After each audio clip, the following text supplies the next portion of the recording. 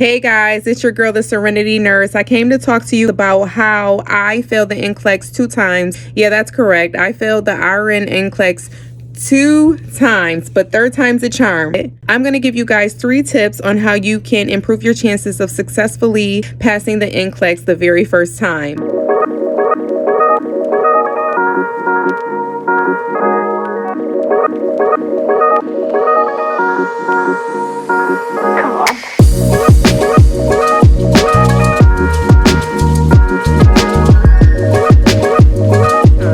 Okay, so before I get into it, you guys make sure that you click subscribe, make any comments, suggestions of any topics that you would like me to discuss in the future.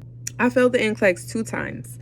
I never was really a good test taker as far as it goes when it comes to NCLEX style questions. I'm very knowledgeable about nursing, systems, and how things work in the body.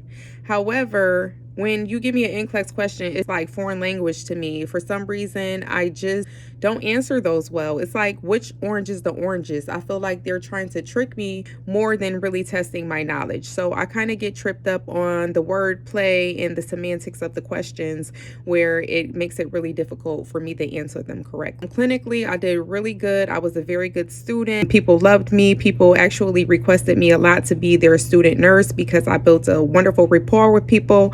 During my clinical experience, I've got to become very familiar with how to communicate with patients. So I think they recognized that and they really liked it. So I was doing really good clinically. I was doing really good academically when it came to essays and writing. However, I just could not successfully pass those NCLEX exams. So I basically passed by the skin of my teeth. So guys, if you are struggling in nursing school, don't be afraid. Or if you have struggled in nursing school, don't be down on yourself. That does not mean or determine what type of nurse you are. I'm a wonderful nurse, but give me an NCLEX question and you may think that I'm the dumbest one in the room. So just don't get down on yourself. That doesn't mean because you don't answer questions good that you're not smart or that you're not, more than capable of exceeding the expectations of being a nurse. So you got to be confident in yourself and know that, hey, this is not a representation holistically of who you are. I know when I did not pass the very first time, I had a lot of people asking me questions like, oh, you didn't pass? I passed the first time, and I'm gonna tell you, everybody tells you that they only had 75 questions. So the whole world can't only have 75 questions. I don't know if they're trying to project that they're smarter than the average person or what.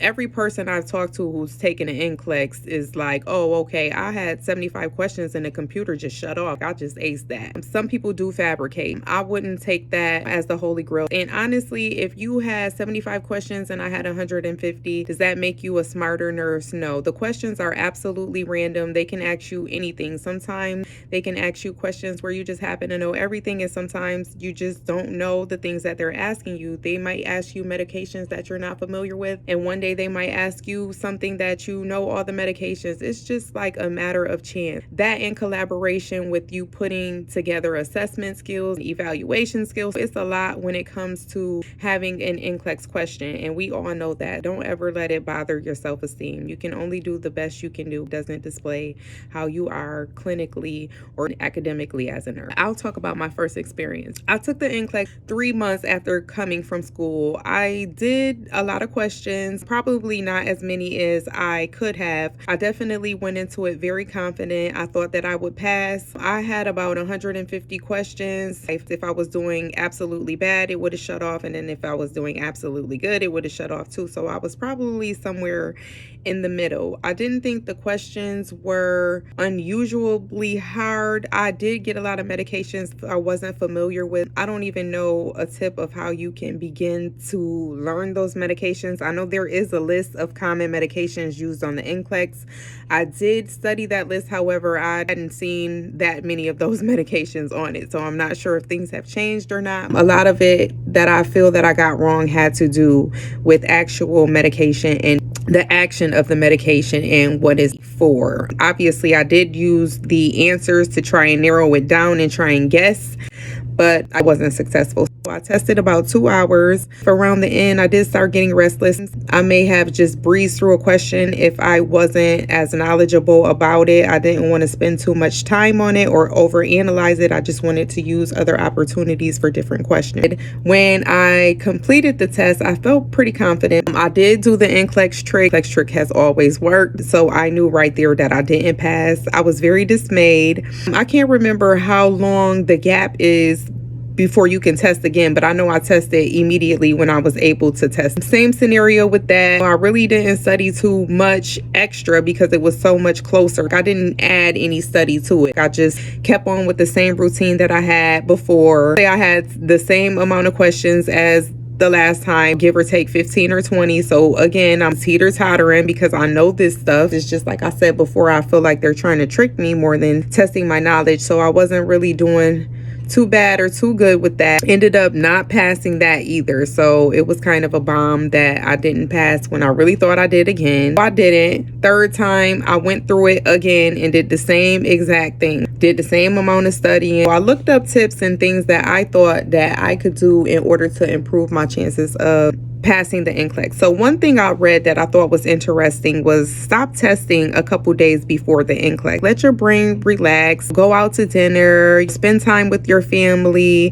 It's very important. So this is tip number 1, guys. It's very important to decompress before taking a test or doing something that might cause high anxiety, because what it's going to do is add to the anxiety and the stress that you already have in your body or on your mind. So you want to just kind of debrief. I know you're going to be tempted to study because obviously you want to give yourself the highest chances, but honestly, just taking a break 24 to 48 hours before you test would be a very good idea. Like I said, to decompress and to go in there with a clear mind. I actually meditated the third time too, because that's how desperate I was to clear my mind to test. Another thing that I saw was to take a break. So I don't know why I never took a break on the 2 NCLEX that I failed. I'm not sure, because I think I just am always ready to go. Like I don't like to sit around. I just want to test and be gone. But this third time I went and took a break. So that's tip number 2. Take a break. There's nothing wrong with taking a break. It clears your mind. I walked down the hall. I used the bathroom. I jumped up and down. I had a lot of movement. I stretched. I came back and it felt, honestly, guys, it really felt like I had a clear mind.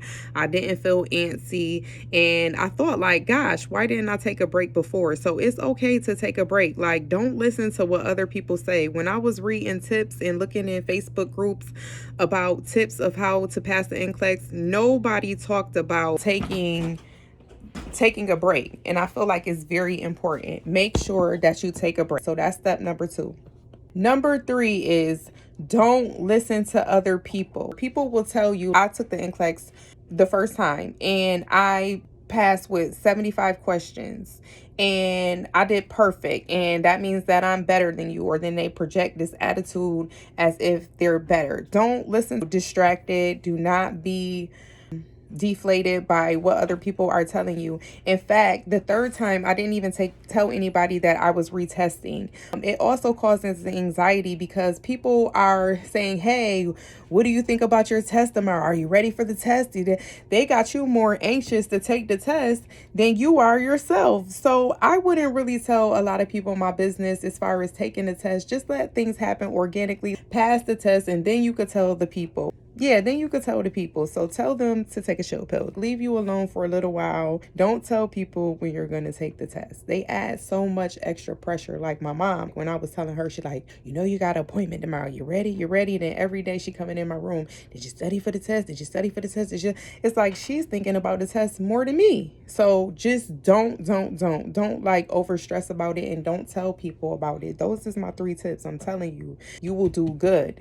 You will really do good. Okay, I'm trying to tell you, make sure that you clear your mind the day before. Clear your mind at least the day. I would say 2 days, but just at least the day before. Make sure that you clear your mind 24 to 48 hours before you test. Number 2, make sure that you take a break. A break is very, very important. It's like you clearing your mind. You don't feel you're not tired of sitting in a seat for 2 hours because you've got up, you stretched, you had circulation in your body, had some fresh air. Number 3, don't tell anybody that you about to take it because they add extra stress, and you don't need extra stress. You need to be stress free because you about to be a nurse, and that's going to stress you out a little bit too. Don't get scared. You got enough stress to come, so don't add stress prematurely. Don't tell people your business. I think that you will be very successful. For the people who did not successfully pass before, don't give up. Take it. I don't care if you got to take it 5 times. You keep taking it. You keep people out your business, especially if you don't feel like answering a lot of questions. That's the best way to keep people out your business, is not to really tell them anything. And I'm not saying it's bad to let friends and family know. I'm just saying that if you are an anxious person and you already got a lot on your plate, it doesn't make sense to add more by telling people who you know are going to pressure you or who are going to make inquiries about stuff. And some people really just aren't concerned. Some people just want to make sure that you're not advancing over them. Like, make sure. So just make sure that, you just keep things a little bit private. It'll help you in the end. And then you could tell them, hey, I passed the NCLEX, and then they surprised, like, oh, girl, you did? I didn't even know you was doing that. Yeah, because I'm moving in silence. We like to move in silence, okay? Thank you guys for tuning in. Subscribe to my channel, y'all. Give me some tips. Y'all know I'm beginning at this. Give me some tips. What could we talk about? I'm here for you guys. So make sure that you subscribe. Make sure that you follow my Instagram, because I got a lot of stuff coming up on there. And give me suggestions on videos that you think that I should add in the future. Thank you very much for tuning in to the Serenity Nurse, and I will see you next topic. Bye.